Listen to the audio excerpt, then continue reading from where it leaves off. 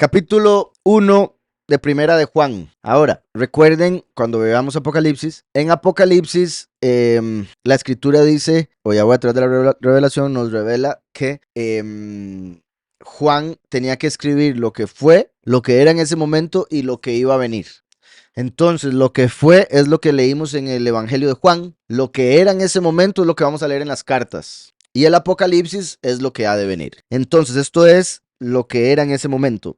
Recuerden que en Juan empezó en el principio, era la palabra. Bereshit Hayat Davar, para hacer alusión a Bereshit, el libro primero de Moshe, o sea, de Yahweh, de la Torá, pero que Moshe escribió. En el principio creó Elohim los cielos y la tierra. Entonces Juan en su libro, el Evangelio, dice en el principio era la palabra, porque cuando Yahweh hizo los cielos y la tierra, los hizo a través de la palabra. ¿Estamos? Ahora Juan nos lleva a lo mismo, básicamente, a través de las cartas, puesto que dice lo que era desde el principio, o sea, lo que era desde Bereshit. Y como él en el Evangelio escribió en el principio, entonces como si estuviera diciendo lo que era desde el libro anterior, lo que era desde lo que revelé en el libro anterior de Yahushua, la palabra. ¿Sí me explico? Entonces, esto mismo revela, cuando comparamos el primer verso de la primera carta de Juan con el primer verso del Evangelio, revela que este es después de, porque eso es lo que era, ahora viene lo que es en ese tiempo. Lo que era desde el principio, y aquí hay un comentario que dice, desde el principio, la frase se refiere a Yahushua HaMashiach, en 1 Juan 2, 13, 14, y aquí puede aludir al comienzo de su actividad y al de la predicación de las buenas nuevas por sus discípulos, o bien a la preexistencia de Mashiach. O sea, el comentarista no sabe, pero todo lo que sea con principio.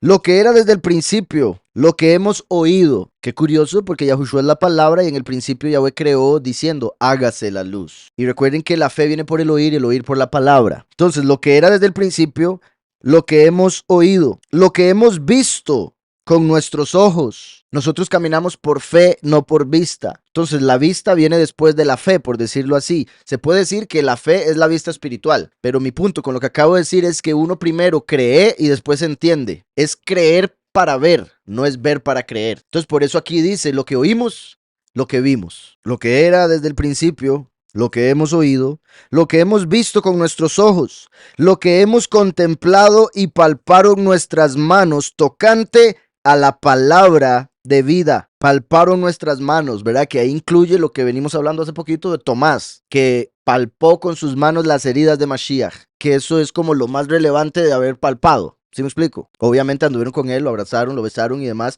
pero ¿qué más que cuando Tomás dijo, no, yo tengo que tocar para creer? Lo que hemos visto con nuestros ojos, lo que hemos contemplado y palparon nuestras manos tocante a la palabra de vida. Entonces menciona el principio y menciona la palabra en el primer verso de su carta, así como lo hizo en el primer verso del Evangelio. En el principio era la palabra.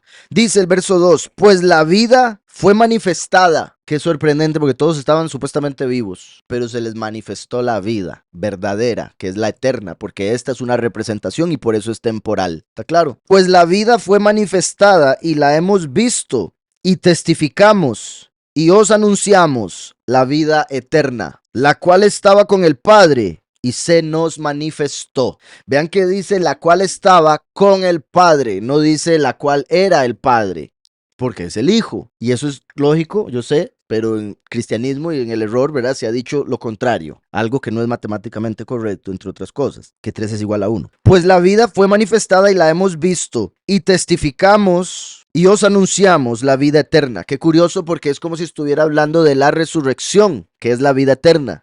Antes de Yahushua resucitar, esa era la vida temporal, por eso murió. ¿Sí me explico? Entonces, como si Juan estuviese hablando de lo que acabamos de leer. Lo tocaron ya siendo resucitado. Y aquí dice, y testificamos y os anunciamos la vida eterna. A esa es a la vida que se refiere, la cual estaba con el Padre y se nos manifestó. En griego, la vida es Zoe. Y así es como aparece en los textos gnósticos. Entonces, cuando uno lee los textos gnósticos, aparece Zoe, aparece Barbelo, aparece Pistis, aparece Sofía, y la gente dice esto es otra cosa. ¿Quién sabe dónde salió esto? Pero no se dan cuenta que es que ahí aparecen las palabras en griego. Si las traducen al español, sería como lo que estamos leyendo aquí. ¿Sí me explico? Diría vida, no diría Zoe. A lo que voy con eso es que los libros gnósticos dicen, ok, y Zoe bajó y se le dio a Heilel, ¿recuerdan? Para que se sentara a su derecha, para que él pudiese hacer cosas con la vida. Ahí se está refiriendo a un espíritu de vida que estaba con el Padre y que descendió y después siguió descendiendo, etc. Entonces, y os anunciamos la vida eterna, la cual estaba con el Padre, como vemos en Salmo 110, que dice David, Yahweh dijo a mi soberano, siéntate a mi derecha, hasta que ponga tus enemigos por estrado de tus pies. O sea, la vida, que es el soberano, estaba con Yahweh. Y como dijo Juan, en el principio de la palabra, y la palabra estaba con Elohim, y la palabra era Elohim. Ahí es porque Elohim es una palabra plural. Recuerde que Sofía o Jogma es como la parte femenina de la vida, que es Mashiach. Entonces, por eso la relación es como el complemento. Exactamente, ese es el problema. Sí, en español y en griego, ¿verdad? Soy es un nombre que usan para mujer, pero la vida es Mashiach y la sabiduría es su aspecto femenino. Y por eso se separó vida y sabiduría en derecha e izquierda cuando lo vimos. Verso 3. Lo que hemos visto y oído, eso os anunciamos. Esas son las buenas nuevas, Besorot. Eso os anunciamos, para que también vosotros tengáis comunión con nosotros. Y nuestra comunión verdaderamente es con el Padre y con su Hijo, Yahushua HaMashiach. Estas cosas os escribimos para que vuestro gozo sea completo. Bendito Yahweh. Este es el mensaje que hemos oído de él y os anunciamos. Recuerden, ¿verdad? Por si algo estamos leyendo las cartas que llaman epístolas. O sea, son cartas que Juan escribió a creyentes diciéndoles todo esto y que Yahweh se encargó de que vinieran a nosotros en este tiempo. Pero en ese tiempo Juan las escribió sin saber que eso iba a ser parte de la escritura. Para ellos, la escritura era el antiguo pacto. Lo que ellos escribían era, no sabían la importancia de lo que estaban escribiendo. Está claro. No me extrañaría que en los evangelios sí tuvieran un poco más de certeza, pero en lo que respecta a las cartas, eso eran cartas que enviaban a gente y bendito Yahweh, él se encargó de que se mantuvieran hasta nuestro tiempo. Este es el mensaje que hemos oído de él y os anunciamos. Yahweh es luz y no hay ningunas tinieblas en él. Importantísimo entender esto. Ahora, podría decir, porque aquí dice Elohim en realidad, pero como es el nuevo pacto, hay ocasiones donde pudo haber dicho Yahweh y lo cambiaron. Pero a lo que voy con esto de acabo de decir es porque Juan dijo, en principio de la palabra, y la palabra era Elohim. Entonces ahora, Elohim es luz, porque sabemos Yahushua es la luz. Y no hay ningunas tinieblas en él, como la escritura dice que en él no hay sombra de cambio, ¿verdad? Él no cambia para nada, como dice en Malaquías. En Santiago 1:17 dice, toda buena dádiva y todo don perfecto viene de lo alto, desciende del Padre de las luces. Claramente es el Padre de las luces porque Él es luz. Entonces la luz tiene un hijo y da luz, ¿verdad? Entonces nace luz. Los hijos son similares a sus padres. Entonces, Padre de las luces, con el cual no hay cambio ni sombra de variación, con el cual no hay cambio ni sombra de variación. La sombra hace alusión a oscuridad, pero la sombra de variación al hecho de que la luz pasa y hace que la sombra cambie de lugar y se mueva. Pero Él es la luz, todo en su ser es luz. Entonces no hay sombra, está claro, es como si hubiera luz en todos los ángulos, no va a haber sombra alguna, lo que sea que esté ahí en medio. Dice, eso ya lo... Ni cambio, como dije de Malaquías. Yahweh no cambia, Él es el mismo hoy, mañana y siempre. Y eso es una bendición inmensa porque si no estaríamos en problemas. Entonces dice, este es el mensaje que hemos oído de Él y os anunciamos. Elohim es luz y no hay ningunas tinieblas en Él. Muy importante también entender esto cuando lo vemos con Bereshit, a lo cual Juan nos llama la atención varias veces. ¿Por qué? Porque en Bereshit dice en el principio de la palabra, etcétera. Perdón, no, eso fue Juan. En el principio creó Elohim los cielos y la tierra. Y todo estaba en tinieblas, desordenado y vacío. Entonces uno de niño o empezando, de viejo también, lee eso y dice, pero ¿y cómo todo empezó en tinieblas? Si Él es luz, ¿sí me explico? Entonces eso puede traer duda y confusión a algunos. Sin embargo, el punto es que Yahweh es luz y cuando Él decidió crear, tuvo que hacer el tiempo y el espacio. Y en ese espacio que creó estaba en oscuridad, porque Él es la luz y creó algo aparte de Él. Entonces, si creó algo aparte de Él, ese algo que creó sí cambia y sí existe en sombra, en tinieblas. Y esta vez digo sombra, como dice el libro de Acerca del Origen del Mundo, porque las tinieblas que se hicieron en el espacio, y no me refiero al espacio exterior que le llaman, me refiero a espacio, el hecho donde cabe la materia, esa oscuridad vino por el primer producto, que es Yahweh, la luz. Entonces, si Él viene siendo el producto, o llamémosle en este caso, bueno, Él sería lo que estaría provocando con su grandeza la sombra que se hizo en el espacio, ¿está claro? Entonces por eso en el libro Acerca del Origen del Mundo dice, y no es correcto llamarlo tinieblas, sino llamarlo mejor sombra, ¿está claro? Entonces, si decimos que tenemos comunión con Él, y no hay ningunas tinieblas en Él, el tercer cielo, aparte de todo lo que Él creó. En Él no hay tiniebla alguna, no hay sombra alguna, solo luz, luz, luz, luz. Si decimos que tenemos comunión con Él y andamos en tinieblas, mentimos y no practicamos la verdad. Si decimos que tenemos comunión con Él y andamos en tinieblas, mentimos y no practicamos la verdad. Pero si andamos en luz, como Él está en luz, tenemos comunión unos con otros, y la sangre de Yahushua HaMashiach, su Hijo, nos limpia de todo pecado. Si decimos que no tenemos pecado, nos engañamos a nosotros mismos y la verdad no está en nosotros. Si decimos, y me voy a volver un poco, pero si andamos en luz, ¿verdad? Entonces vean que Juan dice que debemos andar en luz. Eso quiere decir no andar pecando. Pero ahora dice, y si dice que no tiene pecado, usted miente. Pero entonces, Juan, ¿andamos o no andamos? El punto es, si usted dice que no ha pecado, está mintiendo. Pero una vez que ya lo acepta, debe andar en luz. Está claro, sin desviarse, evitando pecar, porque todavía estamos en carne y podemos caer. Está claro, y por eso el que dice estar firme, que vea y no caiga. Por eso también siempre digo que no considero que esté bien, por el poder de la palabra, el llamarse a sí mismo pecador, pero sí reconocer que se puede pecar y que se ha pecado claramente. Está claro, pero no decir soy un pecador porque usted está llamando el pecado. Está diciendo que todavía lo es, pero en Yahushua no. Entonces, para que sepan eso, por si alguna vez me escuchan, que no digan, ay, este hombre piensa que no tiene pecado. Dice entonces, tenemos comunión unos con otros si andamos en luz, y la sangre de Yahushua HaMashiach, su Hijo, nos limpia de todo pecado. Ahí está, nos limpia de todo pecado si andamos en luz. ¿Por qué? Porque tenemos pecado y está en la carne. Tanto el que ya hemos hecho como el hecho de que en la carne está el deseo de. Si decimos que no tenemos pecado, nos engañamos a nosotros mismos. Es importante, es la persona la que se engaña a sí misma, porque a nadie va a engañar, menos a Yahweh. Si decimos que no tenemos pecado, nos engañamos a nosotros mismos y la verdad no está en nosotros. Si confesamos nuestros pecados, Él es fiel y justo para perdonar nuestros pecados y limpiarnos de toda maldad. Justo para perdonar nuestros pecados y limpiarnos de toda maldad.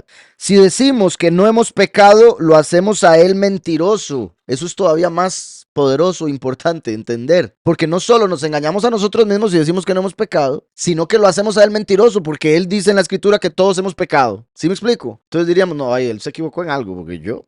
Muy importante, y esto es clave, porque los 144,000 son sin mancha delante del trono de Yahweh. Pero ¿cómo? Si aquí dice que... Me explico, entonces eso hace que un montón de gente no entienda los 144,000 y piense que los 140... La vez pasada estaba oyendo, creo que fue un video que me envió una hermana, no sé si fue Silvia, no sé quién, perdón por el crédito, pero me enviaron un video de los 144,000 y el hombre decía que los 144,000 son niños, porque no han conocido mujer y porque son sin mancha. Pero por otro montón de razones no tiene ninguna lógica. Por un montón de razones. Entonces él está diciendo que son niños judíos. Y él decía, y puede ser que ya ahorita estén naciendo, que en este momento estén en Israel. Pero sí, una interpretación muy básica. Por eso mismo, porque todo hombre que ha crecido llega a pecar en algún momento. Y aún así uno puede decir que incluso los niños simplemente, ya sea que no son completamente culpables de su pecado, porque está también la crianza y otras cosas. Y por otro lado, el hecho de que ya traemos lo que le llaman el pecado original, el hecho de que Adán pecó y por ende todos pecamos, dice la Escritura. ¿Sí me explico? Con tener el deseo de hacer algo que no se debe, ya. Entonces son muchas las razones por las que está claro que todo el mundo ha pecado y solo Yahushua no pecó. En el judaísmo dicen que hubo varios hombres que no pecaron según el pecado de Adán, pero que murieron porque fue establecido que todo hombre muriera. Por ejemplo, se dice que Ishai, el papá de David, dicen que no pecó. Dicen que Benjamín no pecó. Sí. Quién sabe a qué pecado se refieren, pero así están haciendo mentiroso a Yahweh. Y esto es necesario, yo creo que para nuestro tiempo, quizá por nosotros haber venido algunos del catolicismo cuando éramos niños, lo que nos enseñaron nuestros abuelos y abuelas principalmente, bueno, en mi caso, a uno sí le inculcaron mucho, usted es pecador. Entonces eso yo creo que para nosotros no es un problema. Usted es un pecador y lo será toda la vida, ¿verdad? Pero cuando vino Yahushua, recuerden que los judíos pensaban que ellos no tenían pecado. Ellos decían, pero nosotros somos libres, nosotros somos hijos de Abraham, nosotros esto, nosotros lo otro. Y Yahushua les dice, ustedes por decir que pueden ver van a permanecer ciegos. Que es como decir, por decir que no tiene pecado, su pecado permanece, que es lo que dice también la Escritura. ¿Sí me explico? Entonces, pero claro, hoy en día todavía hay gente, tiene que haberla, principalmente me imagino gente con muy poca fe, que piensa que de verdad nunca han hecho nada malo. Y quizá, o sea, porque es muy fácil si se compara uno con un criminal, con un asesino, yo estoy, y quién sabe.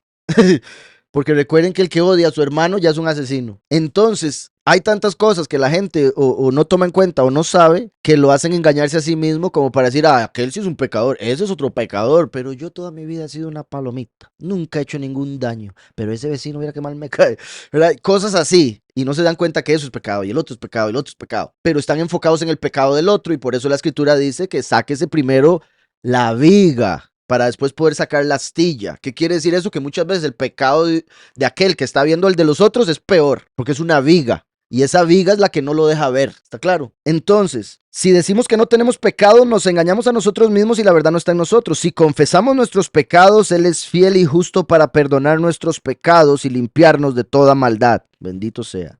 Si decimos que no hemos pecado, lo hacemos a Él mentiroso y su palabra no está en nosotros. Entonces, si decimos que no hemos pecado, somos hijos de la mentira, porque la verdad no estaría en nosotros. Y el padre de la mentira es Satanás, que era el papá de los fariseos. ¿Sí me explico? Entonces ahí le está mandándole a los fariseos que algunos de ellos leyeron esta carta. ¿Está claro?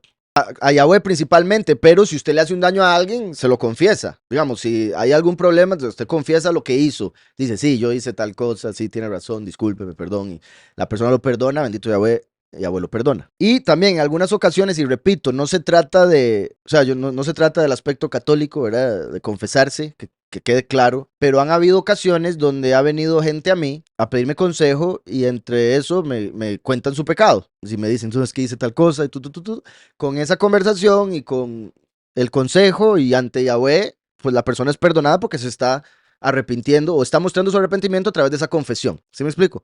No es como que el perdón venga de mí, es simplemente que al confesarme en privacidad, sí, pues es una forma de hacerlo, ¿verdad? Y no es, y también no es como que yo le vaya a decir, ah, ok, ahora vaya a llegar 3 Padres Nuestros, 5 Ave Marías y ya está, ¿verdad?